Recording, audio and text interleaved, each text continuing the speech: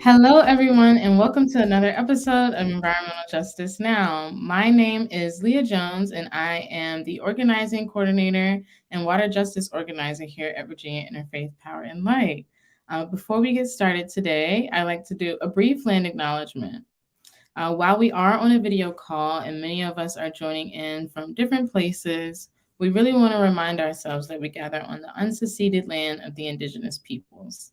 I am joining in from so-called Richmond, Virginia, and I am currently located on the land of the Powhatan and Chickahominy peoples.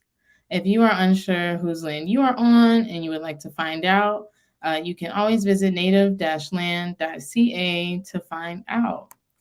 So thank you everyone for joining us again for another episode of Environmental Justice Now. Today is officially the first day of fall, which means our seasons are changing and we have exciting celebrations ahead of us. One of those exciting celebrations being Rosh Hashanah. Rosh Hashanah is a Jewish holiday from Sunday, September 25th to Tuesday, September 27th. It is a New Year celebration for family and friends with special foods and worship, a time to contemplate the past year and to identify growth opportunities. So, to tell us more about this holiday today and how it connects to creation care, we have the pleasure of being here with Rabbi Michael Knopf from Temple Beth-El. Thank you so much for being here today. Thanks for having me. It's a pleasure. Oh, awesome. So again, thanks for joining us. Just to frame our conversation, could you just maybe start by telling us a little bit more about Rosh Hashanah as a holiday? Sure. Well, you gave a really good introduction about it. Rosh Hashanah is a 2-day festival celebrating the new year according to the Jewish calendar. It is mentioned in the Bible in a couple of different places, although not by the name Rosh Hashanah.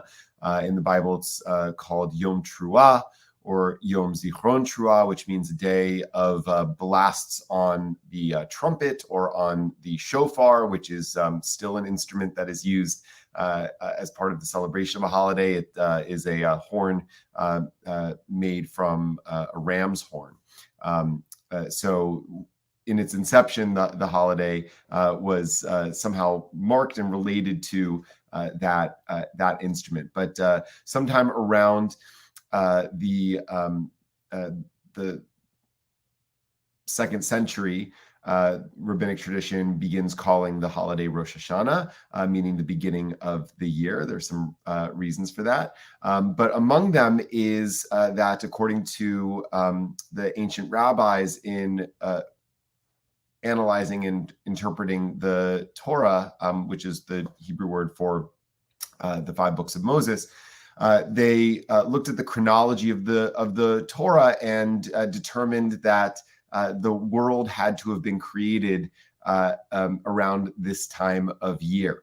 That the creation story in Genesis quite possibly took place in the fall at this season, and so they considered it Rosh Hashanah, also as what we say in our liturgy of the day, the prayer book for the day, Hayom Harat Haolam. Today is the birthday of the world, as it were, the day that marks the original creation of the world.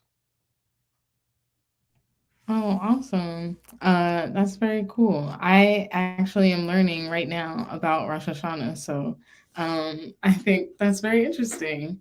Could you just maybe also now share a little bit more about what this holiday means to you every year when practicing it and celebrating? Yeah, sure. I mean, the holiday is really rich in meanings. So just as with the secular New Year, when everybody begins making resolutions about how they'll change in the year to come, that is a large part of what the holiday is. It's about taking stock of the year that's passed, considering where you've succeeded, where you've thrived, what you're grateful for, what you've accomplished, but also where you fell short. and might need some transformation, might need some change, might need some self-improvement and growth in the year to come.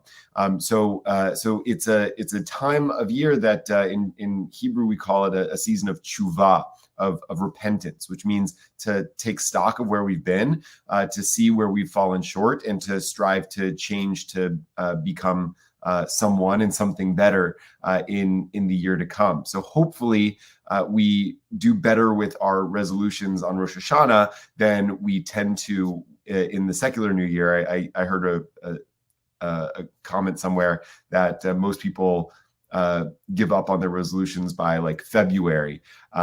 So hopefully we do a little bit better than that, given the gravity that we bring to the holiday of Rosh Hashanah. But of course, we have Rosh Hashanah every year because we humans are imperfect, and try as we might, we often fall short.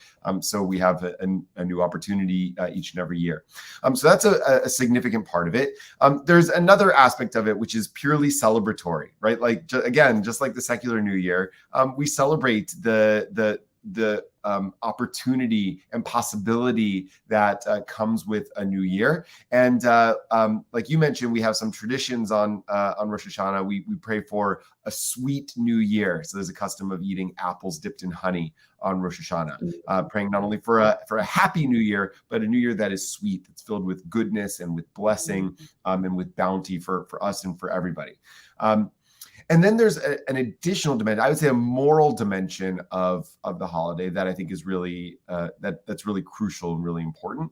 That goes back to the New Year's resolutions piece, that transformation piece that we focus on during Rosh Hashanah, that we're not only looking to improve ourselves and our own kind of behavior and well-being, but also as it impacts our broader responsibility to the rest of humanity, to the rest of creation, right? So on Rosh Hashanah, we affirm God's sovereignty, at least metaphorically, that we say God is sovereign over the whole world, which to me means that our petty differences among the human family, our divisions, our inequality, in God's eyes is criminal. And so we have a responsibility to live in the world as though God were sovereign, to try to make that reality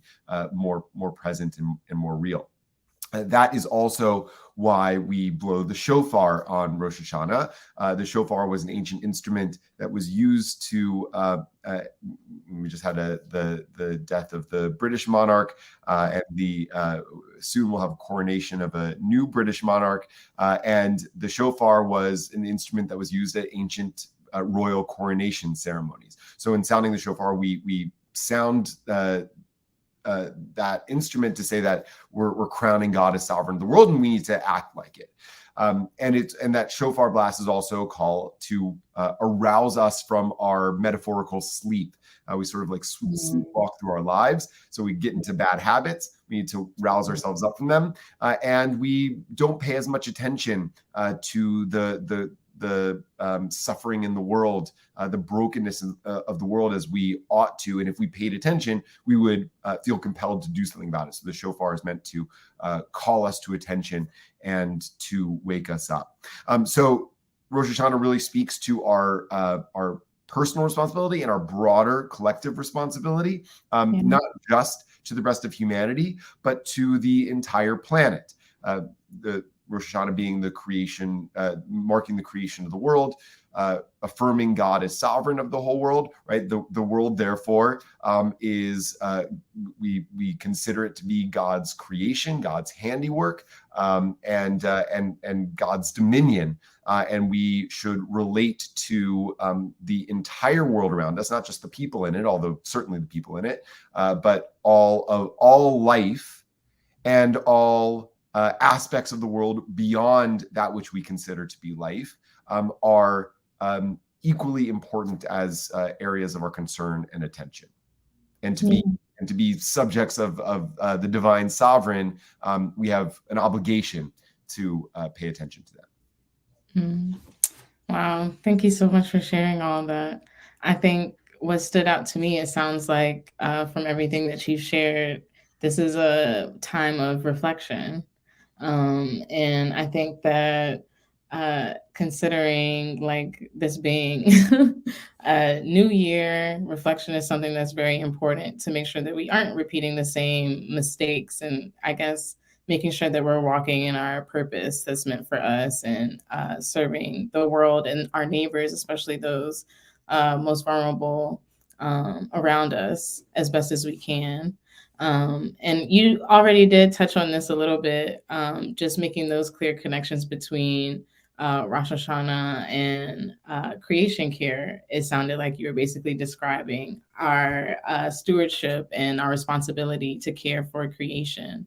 Um, I love the idea that you said Rosh Hashanah feels like the commitments that you make for Rosh Hashanah, kind of like the resolutions that you make versus the resolutions that you make for the secular New Year.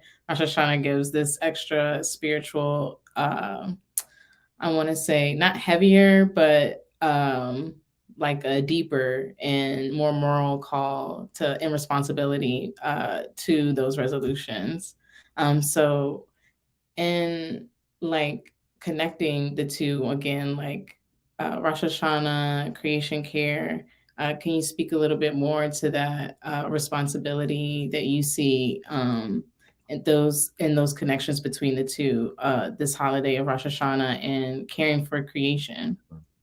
Sure. Well, listen, as you said, and I love the word stewardship that you offered, because if Rosh Hashanah harkens us back to the biblical story of creation. One of the first things that God says to human beings once they're created as part of this world that God has made, God says to them that God places them in the garden of this lush world, in Hebrew le'ovda u'leshomra, to work it and to protect it. And so that is, from the Jewish perspective, one of the distinctive roles and responsibilities that humanity has, and that we as Jews have, is not only to cultivate the world, but also to be stewards of the world, to protect the world.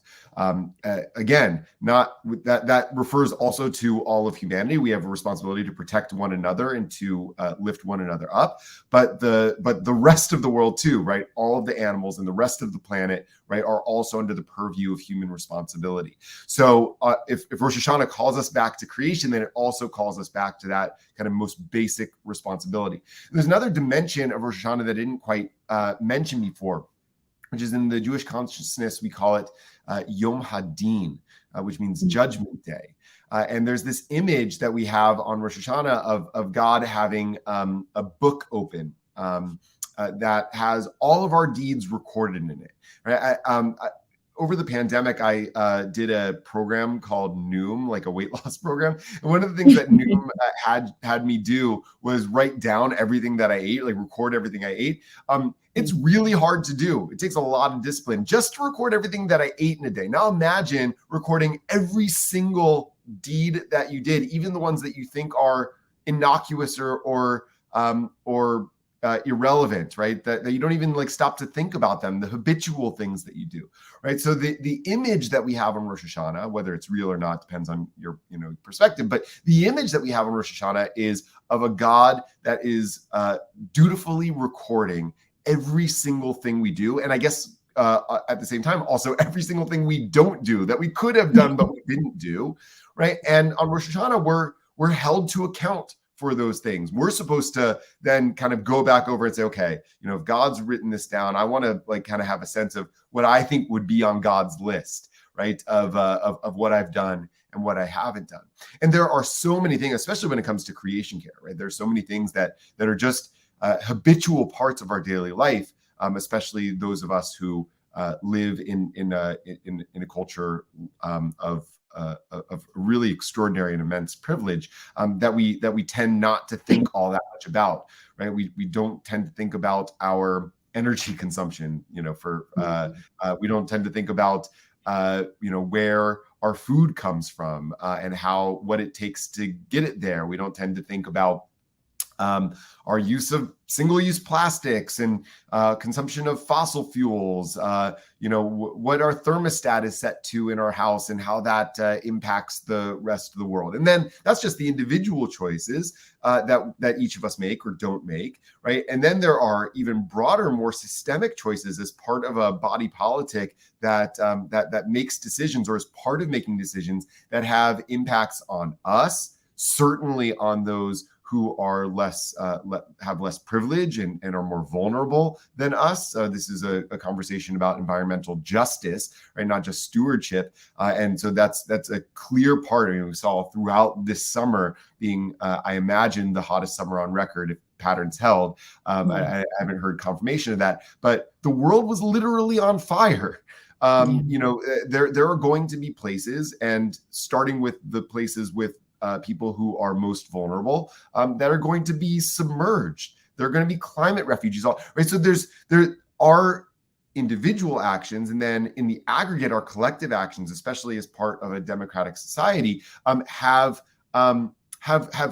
far-reaching implications that we tend not to think about, right? But on Rosh Hashanah, we kind of have to sit with the awareness that God realizes it, God knows, right? God remembers. Right. And then we had to come to an accounting of that and say, okay, right, if I actually paid attention to these things, if I was actually awake to them, if I was aware of them, right, the shofar is supposed to wake us up, right? If I was awake to everything that I'm doing or not doing and its impact, what would I do differently in the year?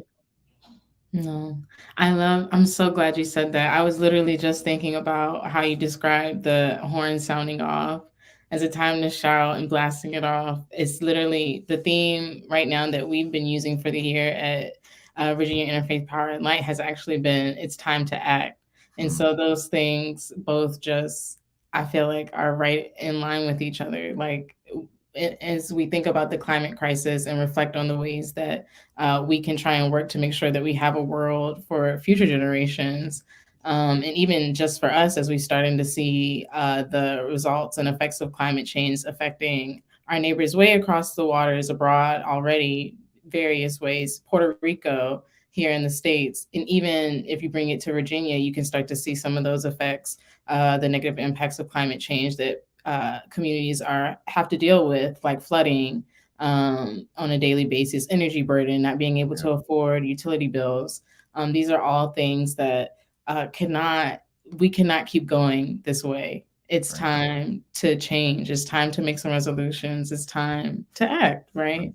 And it's very close to home too, right? I'm in Richmond, and I work with a collective of congregations of many faiths here in Richmond, working on a number of issues, but related to our conversation, we're trying to address at the impact level the effects of climate change. So there is a large community of Latinx immigrants in Richmond, mostly low income, low wealth, who live in mobile homes because that's what they can afford. And these mobile home communities have been utterly decimated by climate change, by rising water levels, causing terrible mold problems, by punishing heat, creating intolerable living conditions, right? So that's, environmental justice has a real face, and it's very close to home, even though I live in a part of town that if I didn't know that was happening, I could live in avoidance of it. Absolutely. And, for most people, maybe I won't say most, because I think some people are starting, or much more people are starting to wake up and realize and see these things happening around them within their communities. But it has been very slow. And I think that there's still so much work to be done. And, getting the word out about the fact that this is happening in communities like these types of things, in addition to people losing their homes, some of our most vulnerable neighbors losing their homes, in addition to all of the other things that I listed earlier, like energy burden, are happening right now around us. And there are so many of our neighbors who could use our support and use whatever we can do as their neighbors to uplift and find ways to support, and also just spread the word and speak out against environmental injustices. Make sure people know about permitting meetings, make sure people know about what is actually going on in their communities, and have the language accessibility, or the language accessible to understand, the education to understand what's going on. All very critical things, very real. And I'm so glad that you brought that up, because once again, environmental environmental work and creation care is definitely not without environmental justice. Like, these are all things that have to be thought about together. They're intersectional. As we care for our earth, we can definitely care for our neighbors.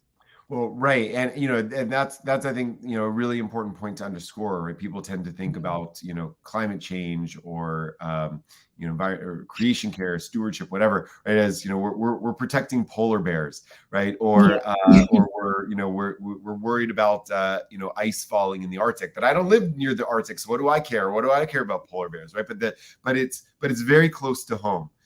And it will be increasingly close to home, right? And this is a time of year that I often meditate on Dr. King's words in his letter from Birmingham jail, that what affects one directly affects all indirectly. We are caught up in an inescapable web of mutuality, tied up in a single garment of destiny. And that is definitely true when it comes to caring for the planet, right? So it is impacting people in Richmond, and sooner or later, it will also impact even those of us who are able at the moment to be relatively insulated from the effects of climate change. So you said like the time to act is now. I would say, for a lot of folks in the world, like the time to act was 20 years ago, right? It's like that old Buddhist saying, right? That the best time to have planted a tree was 20 years ago. The second best time is right now. Yes, absolutely. Thank you so much for all of your offerings today. I think we're starting to wind down a bit. Before we close out the show, I just had one more question. Could you just share any actions maybe you would encourage everyone to take, our neighbors to take during this time? Or even, do you have anything that you would like to share upcoming at Beth-El? Okay, so a couple of things, I think. The first is if you're in the Richmond area and want to get involved in Temple Beth-El's work on environmental justice issues, please do go to our website. Feel free to contact me. You're welcome to do so. Like I said, we're working to help eradicate the effects of climate change on low income immigrant communities here in Richmond. So providing healthy homes and schools. So that's certainly one. Virginia Interfaith Power and Light does such important work. So I want to encourage anybody who's watching this, even though they might be already, to get involved in everything that Virginia Interfaith Power and Light is doing. And I would say that the idea of Rosh Hashanah as a time of taking kind of personal inventory, right? Imagining that ledger, that book that has all of our deeds written down, right? To see if you can take an environmental inventory. There are tools on the web, with which one can do this, to look at your climate, your carbon footprint, but to evaluate, everything about your life, right? To evaluate your consumption of fossil fuels, your energy usage at home, your where your clothing comes from, where and what what are the conditions under which it's made. That's a human thing, but also a climate thing.